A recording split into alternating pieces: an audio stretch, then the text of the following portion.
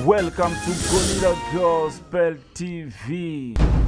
twongeye kuguha ikaze kuri Gorilla Gospel TV. Imana yo mu ijuru iguhe umugisha, we wakoze subscribe, nukuri Imana iguhe umugisha mwinshi. Dore iteka ryose tugusabira umugisha, kandi niba nawe utarakora subscribe niki gihe kugira ngo winjire mu muryango mugari wa Gorilla Gospel TV family, kugira ngo ubane natwe tugende tubana tungurana ibitekerezo mu bintu bigiye bitandukanye bitugirira akamaro mu buzima bwa buri munsi. Ngewe rero mugiye kubana ni Nazil JJ, umuvugabutumwa wanyu Imana ihagurukije kugira ngo abagezeho byinshi bigiye bitandukanye kandi ibyabafasha mu buzima bwa buri munsi byibanda ku ijambo ry'Imana. Uyu munsi rero tukaba tugiye kuganira ku nsanganyamatsiko yitwa urukundo. Niba dufite ubunararibonye bw'imyaka 17 mu rukundo, uyu munsi wa none bisobanura yuko hari byinshi twaba tuzi ku rukundo. Hari abantu batigeze bagira igihe cyo kuba mu rukundo cyane, wenda uyu munsi aribwo batangiye kurujyamo.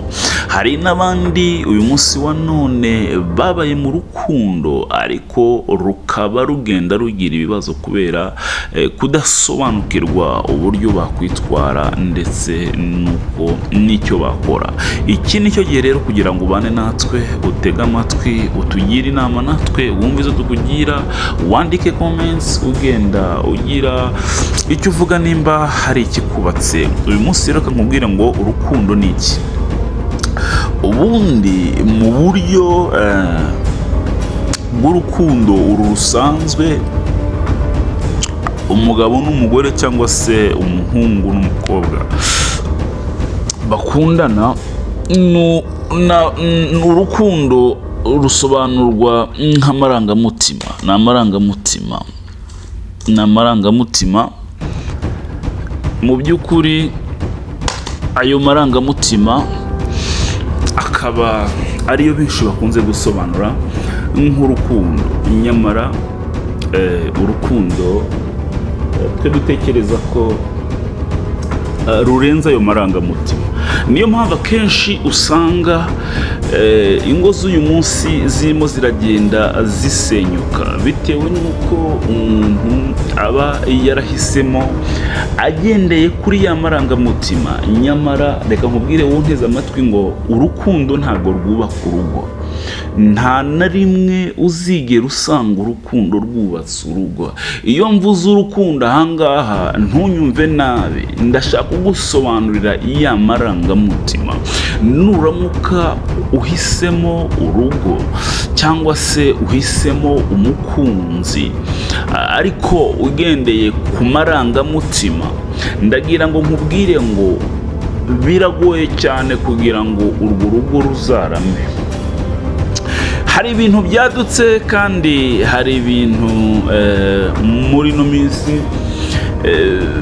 birimo biragenda bigaragarira benshi. Ingo nyinshi zirimo ziragenda zisenyuka, abantu bari kugenda batandukana, benshi bari kugenda bibaza kubera iki, ndetse bamwe na bamwe bakagenda batinya, bakagenda bumva ko ibi bintu bidashoboka, bakagenda bumva ko nyamara ko kanaka yatandukanye kandi barakundanaga.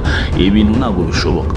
Iki ni cyo gitumye rero twebwe duhagarara muri uno mwanya kugira ngo wowe duteze amatwi, kubera urukundo tugukunda, tukugira inama, tukubwire se niki cyatuma wowe udahura n'ibyo abandi bahuye nabyo. Ikosa abandi bakoze cyangwa se ikosa twebwe twakoze, wowe ntuzigere uhura naryo. Niyo mpamvu nkubwira ngo nyamuna hafata akanya uha agaciro ino channel, ukore subscribe, ukore share, ukore comments kugira ngo ukomeze ubane natwe. Nukuri turagukunda kandi icyo twifuriza ni byiza gusa nta kibi kirimo. Reka rero nongeye ngaruke ku nsanganyamatsiko yacu nkubwira ngo hari benshi cyane bagenda bahura n'ikibazo mu rukundo. Ugasanga tuvuge nk'urugero umuhungu arahitamo umukobwa ariko ahisemo ni umukobwa yabonye. Akimara kumubona, imiterere cyangwa se n'imyitwarire bigahita bimukurura. Byamara kumukurura, wa muhungu agahita yiyumvamo amarangamutima, ya marangamutima nakubwiye benshi cyane dukunze kwita urukundo. Rero yamara kumukumva mwiyumvisemo, hahita hakurikiraho ya marangamutima, ku buryo akenshi ikosa abantu twese dukunda gukora, turikorera kuri ikesi. Umaze kubona uyu muntu umaze kumubona, wowe uhise ugira amarangamutima ako kanya.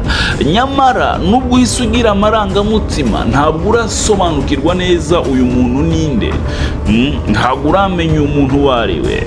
Amarangamutima agahita agutwara, agatangira kuguhuma amaso. Niyo mpamvu umunyarwanda yavuze ngo urukundo ni impumyi, kuko kenshi na kenshi abantu hafi ya twese dukururwa nuko tubonye umuntu bwa mbere. Twamara kumubona, amarangamutima yacu agahita atangira kutuyobora ndetse no kutubwira no kutwereka ibintu bigiye bitandukanye, rimwe na rimwe bitanahari. Alright, sinzi niba uri kunyumva. Aho ni ku bahungu.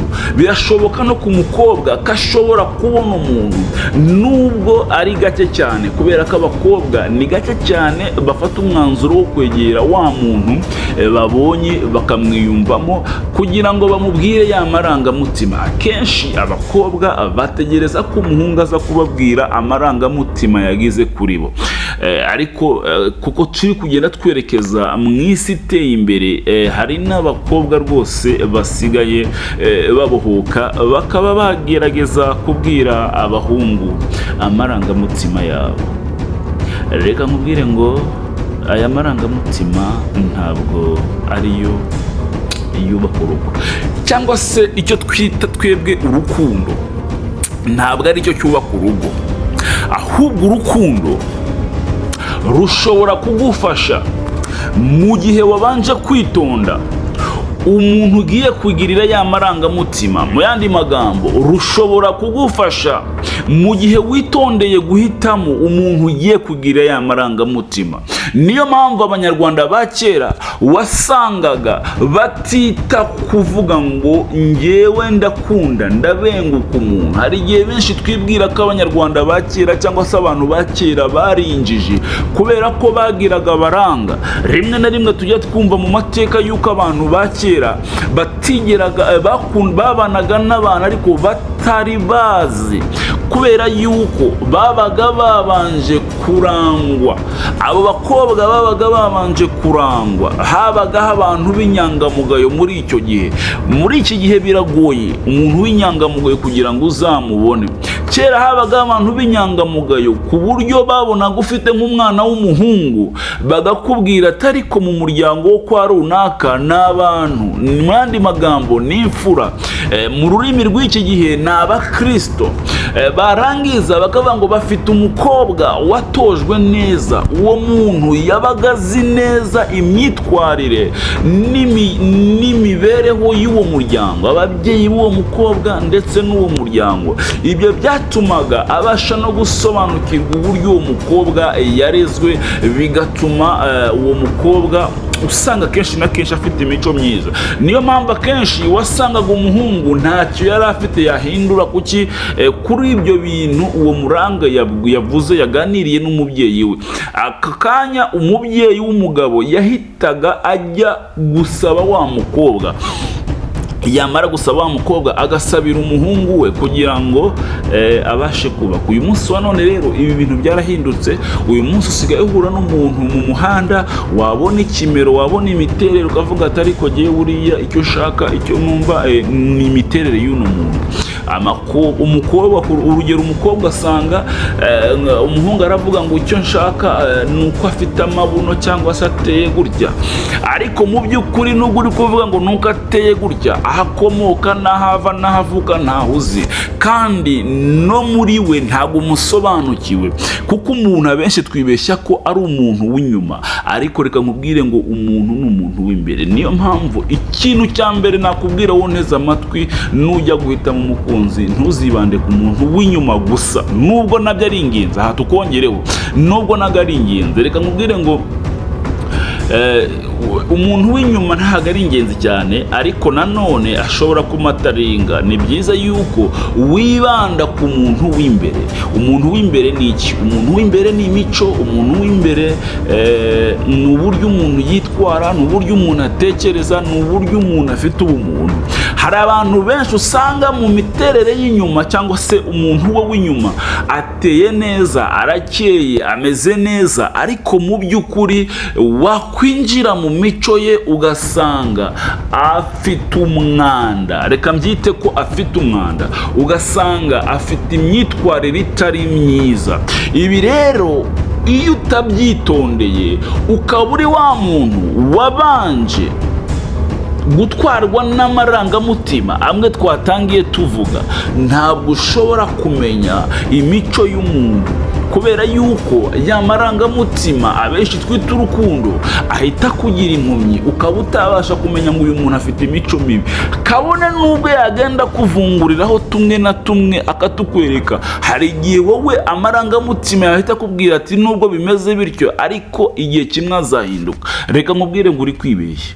Nimba wumva utarajya mu rukundo, uri kwibeshya, kubera ko amarangamutima y'umuntu ashobora kumugira impumyi, akaba atabasha kukwereka imyitwarire mibi y'umuntu wagiriye ayo marangamutima. Ndagira nkubwire ngo ni byiza yuko utabanza gushira amarangamutima imbere, kubera yuko akenshi abenshi babigiriramo ikibazo. Ni byiza yuko ubanza kumenya umuntu w'imbere, wamara kumenya imyitwarire y'umuntu ukafata umwanya wo kugenzura, wamara kubona ko uwo muntu afite ubumuntu n'umutima muzima. Kubera ko muri kino gihe nimba hari ikintu gihenze, turi kubona abantu ariko abafite umutima ni bake, n'umwe ku ijana. Reka mbyite umwe ku ijana. Iki gihe nubwo turi mu isi yateye imbere, ariko imitima y'abantu myinshi yarangiritse, ku buryo uyu munsi wa none abantu bashobora kubaho ariko bakabaho nta mpamvu nta n'intego bafite. Rero icyo gihe wowe uri umuntu ufite intego, kandi kenshi na kenshi abagabo iyo bagiye gukunda bakunda umuntu bafite intego yo kugira ngo bubake urugo. Sinzi niba wonteza amatwi, birashoboka ko n'abakobwa benshi cyane rwose baba bifuza kuba bakunda umuntu bafite intego yo kubaka urugo, ariko akenshi biragoye kugira ngo uzabone umukobwa ufite urukundo. Abakobwa mu miremere yabo nta rukundo bagira. Reka nange iki nkikubwire, nubwo hari ibyo bagaragaza cyangwa se bashobora kuba bakora, ariko ubundi mu miremere abakobwa baremanywe kwikunda, baremanywe inarijye, baremanywe iki kintu. Ariko uyu munsi wa none hari abakobwa bafite urukundo cyangwa se bafite ko umutima wo gukunda. Iyo mvuze umutima wo gukunda, ni umutima w'umuntu, ni umutima ushobora guha agaciro umuntu wabagiye amarangamutima, kuko kenshi abagabo dukunze kwibeshya ko abagore bakunda. Abagore nubwo tubyita gukunda, ariko siko byagombye kwitwa. Niyo mpamvu no mu isezerano Imana yategetse umugore, yamutegetse kubaha umugabo. Ntabwo yigeze imubwira ngo kunda umugabo. Imana yari ifite impamvu. Umugabo irangije iramubwira ngo kunda umugore wawe. Imana yari ibizi neza ko umugabo afite urukundo, ariko nanone icyo asabwa ni urukundo. Imana iramusaba umugabo gukunda umugore we, ni ukuvuga ngo irabizi ko afite urukundo, ariko nanone Imana irabwira umugore ngo wowe ntabwo ngusabye gukunda, ahubwo ngusabye kubaha. Kubaha nicyo kintu cyiza guhinduka urukundo ku mugore, ariko mu by'ukuri ntabwo ari urukundo. Mu by'ukuri urukundo rw'umugore rugaragarira mu cyubahiro uha umugabo wawe, cyangwa se urukundo rw'umukobwa rugaragarira mu cyubahiro uha umuntu ukunda uwo ari we wese. Reka mubwire ngo Imana yari ifite impamvu yakoze ibyo ngibyo. Niyo mpamvu tukubwiye kano kanya ngo wowe muntu uteze amatwi, wowe mugabo uduteze amatwi, wowe mukobwa uduteze amatwi, ni byiza ko witondera, ni byiza ko ushishoza mbere y'uko utwarwa na ya marangamutima benshi dukunze kwita urukundo. Itonde urwane urugamba rwo gushaka kumenya umuntu w'imbere, kuko icyo nicyo kintu kigoye. Umuntu w'inyuma uze kumugarukaho nyuma, ariko wibande ku muntu w'imbere. Nyamuna iki nicyo kintu kiri gutuma ingo nyinshi zisenyuka, kubera ko urimo urabatwawe n'amarangamutima, ugakunda umuntu ukamukundwa akaza yego, ariko reka nkubwire ngo aya marangamutima hari ahantu agera agahagarara, hari ahantu agera ntakore. Niyo mpamvu nakubwiye hambere ngo urukundo ntabwo ari rwo rwubaka urugo, ahubwo urugo rwubakwa n'umwanzuro wafashe. Niba wowe wavuze ngo ngiye mfashe umwanzuro wo kubaka urugo, menya ngo winjiye mu yindi ntambwe ikomeye, ugiye gukora undi mugambi Imana iguhamagarira gukora. Mu yandi magambo, ugiye kubakira umuryango, ugiye kubakira umuryango, ugiye kwagura umuryango, ugiye kubakira umuryango igihugu, kandi nanone ugiye gukora umugambi w'Imana, kuko urugo ni ikintu Imana yiremeye ikagishyiraho, kandi Satani arwanya iki kintu mu cyumve. Niyo mpamvu ibi bintu benshi bakunda kubyirengagiza, Satani akabahuma amaso akoresheje amarangamutima, ugasanga bageze imbere hahandi wa mukobwa, hahandi wa mugabo atakibasha kubona bwa bwiza bwa wa mukobwa bitewe n'inshingano afite. Kubera ko reka nkubwire, iyo umugabo ageze mu rugo, ntugire ngo ya mataye yawe yabonaga, ntugire ngo bwa bwiza bwawe yabonaga, hari igihe bigabanukaho bitewe n'imbaraga n'umutwaro w'inshingano afite zo kugira ngo ashakire urugo rwe uburyo rugomba kubaho. Ntabwo rwose biragoye cyane kugira ngo uzabone umugabo wafashe umugore akamushyira mu rugo, afata igihe kinini akomeje kumubwira nka kwa kundi yamubwira, cyangwa se akomeze kumubona nka kwa kundi yamubonaga 100%. Simvuze ngo ntabwo akomeza kumubona gutya, ariko 100% ntabwo bishoboka. Hari ibintu bigenda bigabanuka bitewe n'inshingano umugabo agenda yinjiramo. Niyo mpamvu kenshi na kenshi uyu munsi abantu bagenda bagira abandi inama ngo ni byiza ko umugore n'umugabo bafashanya mu mirimo, mu nshingano, responsibilities, mu nshingano z'urugo. Ni byiza ko umugore n'umugabo bafashanya, kubera yuko bituma urukundo rwabo rushobora kuba rwakomera. Nimba umugabo ari wari ufite inshingano zo guhahira urugo, zo gutuma urugo rukora rutera imbere, umugore akicara mu rugo agakora, akaba akora izindi, nabyo ni imirimo myiza kandi no gufasha umugabo. Ariko nanone ni byiza cyane yuko haboneka uburyo bwizweho n'abo bantu babiri bagafatanya kubaka urugo, kandi koko mu buryo bwose umugore afasha umugabo. Umugore nubwo atagufasha kujya mu kazi ngo akore, ariko 99% umugore niwe wubaka urugo. Ari nacyo kibazo kiri kugenda kigaragara muri ino minsi. Abakobwa b'iki gihe nta mutima benshi bafite, umutima wo kubaka urugo ntibafite. Bafite umutima wo gukurikira ibintu, bafite umutima wo gushaka iby'isi, bafite umutima wo kwikunda, bakavuga ati ngiye kwa kanaka nta kintu afite. Kandi koko nibyo, nta nubwo nabare nanjye mbaye umukobwa ntabwo nagana ku mugabo udafite icyo afite. Nicyo kintu nakubwira. Abakobwa bafite kwikunda muri bo, bafite kwitekerereza, bagashaka, bakishakira kujya ahantu heza, sibyo? Niyo mpamvu nkubwira ngo rero iyo umugore n'umugabo bafatanyije bakarwana urugamba, barwanira urugo rwabo, biba byiza, kubera yuko bituma umugabo wenda yoroherwamo, kandi nanone bigatuma umugore wenda yoroherwamo, kuko hari imiryango myinshi nanone itunzwe n'abagore aribo bashakira urugo. Rukumva ibyo bintu birahari mu isi ya none, ibintu byarahindutse. Biba byiza rero iyo mwese mufatanyije kandi mugahuriza hamwe, noneho hakabaho koroherezanya muri byose. Ubundi icyo gihe birashoboka ko wa muntu mukomeza kureba na rya jisho ry'urukundo, buri wese akomeza kureba bwa bwiza bitewe. Ariko nanone ka exception, hariho ibintu bimwe na bimwe, cyangwa se abantu bamwe na bamwe rwose usanga baragize amahirwe. Reka nkubwire ngo kubaka urugo ntabwo ari ikindi, ni amahirwe. Urugo n'ijambo ry'Imana avuga ngo urugo rwiza ruhabwa n'Uwiteka. Wowe ushobora gukora uko ushaka kose, ariko ugakunda, ugakora ibishoboka byose, ariko ntuhirwe n'urukundo. Bitewe n'iki? bitewe n'uko imana itahisemo, cyangwa se wowe utabashije kugisha imana inama kugira ngo iguhitiremo, iguhe za mbaraga zo kutarangwa n'amarangamutima mbere y'uko uhitamo uwo ugomba kugaragaza ayo marangamutima. Sibyo? Reka nkubwire ngo umutima w'urukundo, nako urugo ruzima, urugo rwiza, umuntu aruhabwa n'Uwiteka. Ijambo ry'Imana avuga ngo umugore muzima, umugore mwiza, umuntu amuhabwa n'Uwiteka.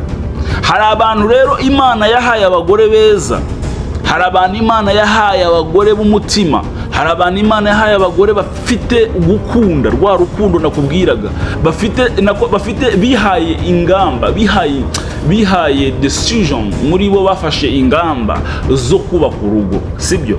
Bafata iyo decision, ariko asanga umugabo ntabwo rwose afite, we aracyatekereza ibindi, we aracyarangwa n'amarangamutima yo kugenda areba buri mugore, yumva yasambana na buri mugore. Sibyo? Abo bagabo barahari badafite mu mutwe bibicucu, reka mbivuge, sorry for say that. Ariko nanone hari abagore bafite kandi ni nabo benshi, nacyo kintu kiri gutuma divorce nyinshi ziba. Hari abagore benshi badafite umutima wo kubaka urugo, ahubwo bafite umutima wo gushaka kujyaho ibintu biri, wo gushaka iby'isi, ariko bakibagiza ko umuryango ugomba kuremwa n'umugabo umwe, bakubaka urugo, bakarerera igihugu, bakabyarira igihugu, bagatanga indero nziza ku bana b'Abanyarwanda. Umuryango mwiza nibo bagomba kuwurema, kuko abagore nibo bafite inshingano zo kurera, abagore nibo bafite inshingano zo kurera, kubyara, kurera. Akenshi inshingano tuzisanga mu bagore, ariko iyo umugore yamaze gufata kumva ko agomba gusa kujya mu byiza, agomba gushaka umugabo, cyangwa se agomba kuguta umugabo udafite ubushobozi, agasanga ufite ubushobozi, aho ngaho niho ibintu bibera bibi. Reka nkubwire ngo mugabo nawe, musore wowe utarashaka, reka nkubwire ngo niba wumva ushaka gushaka, ni byiza kubanza kubaka ubushobozi. Ni byiza kubanza kubaka ubushobozi. Wamara kubaka ubushobozi bw'amafaranga, bw'ibifatika, ukabona gutekereza gushaka, kuko nta mafaranga nta rugo. Ntibazakubeshye ngo urukundo ngo muzafatanya, yego, ariko imvune uzavunika nugera muri urwo rugo, hari igihe bizanakugora cyane, umugore agatangira kugutera icyizere, bitewe n'uko hari abandi abona bakoze, hari ibyo yifuza utabasha kumuha, bizakugora kumanaginga uwo mugore. Wa musore unteze amatwi, wa musore we, wa mugabo we, ni byiza yuko wubaka ubushobozi bwawe, kora uko ushoboye nk'umugabo, bintore nk'uko dukunda kubyigisha, kora gitore, ushaka ubushobozi, wiyubakemo ubushobozi. Ni ukuri numara kubaka ubushobozi umugore uzamushobora, ariko niba udafite ubushobozi, ndakurahiye kubaka urugo bizakugora. Wa musore we, shaka ubushobozi, kora cyane, ubaka ubushobozi bwawe, ariko nanone nujya guhitamo ukunda, uzitondere guhubuka, ntuzashira amarangamutima yawe imbere, ahubwo uzicare nawe wiga ibanga nk'iry'abakobwa bagira bo kwikunda. Bo baricara bakavuga ati ariko ngewe nzashaka umugabo umeze gute. Ni na byiza, kuko ikintu cyo kwikunda ni ikintu cyiza. Ukicara ukavuga ati nge nzashaka umukobwa umeze gutya, ufite utya, umeze utya, uteye utya, witwara atya. Uko niko umutima wenda ukubwira, ni nako umutima waguhitiramo, uko niko we wumva waryoherwa. Yes, nko kwikunda nawe ugomba kwicara ukabira, ariko mbere yuko ubitekereza banza uhitemo ikintu bita gukora cyane, gushaka ubushobozi. Icyo ni kimwe. Cya kabiri, mbere yo guhitamo, ibande ku muntu w'imbere, ibande ku mico, wikwibanda cyane kubirebeshwa amaso cyangwa se kubireberwa inyuma, kubera yuko akenshi na kenshi iyo wamaze kugengwa n'amarangamutima hari igihe amaso aba atakibona ibyo byose. Reka rero ibyo tugomba kuvuga kuri ino ngingo ni byinshi cyane kuri uyu munsi. Reka dusubikira ahangaha ikiganiro nagakomeza, tukora subscribe, share na comment kugira ngo Imana ikomeze iduhana umugisha. Ndangije ngusengera kugira ngo Imana ikugire neza aho uri hose, hakurya hirya no hino ku isi, mu Rwanda. Imana ikomeze ibane nawe mu izina rya Yesu.